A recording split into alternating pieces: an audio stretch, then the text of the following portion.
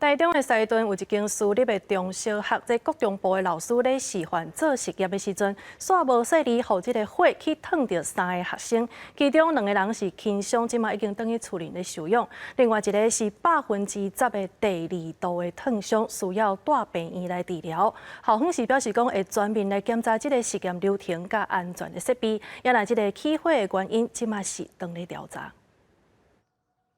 家长带囡仔去学校上课，无受到意外影响。台中市西屯区一间私立中小学国中部的学生，4月15下晡4点去卡到上自然科学课程的时，一个老师示范操作炭烫蛇实验，煞无细力引火烧，造成3个中1名学生受烫伤，紧急送台中荣总就医。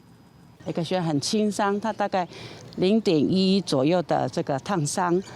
另外一个是大概1%，啊1%的烫伤。 所以昨天呢，他们敷完药之后呢，就回家去休养。那另外一个学生呢，大概有10%的这个烫伤，所以医生呢，为了慎重起见，就留院住院观察。 学校表示讲，实验的过程是白糖甲金花粉淋做火，倒酒精了后点火是真接款的实验。这个老师嘛，毋是第一摆来操作，不过即便想要搁再倒酒精入去的时，却毋知影什么缘故出现火势，牵连到伫咧边仔看的学生。其中2人伤势较轻，治疗了后已经回厝；另外1个人有10拍2度烫伤，空喙其中伫咧颔管甲面内也伫咧住院治疗。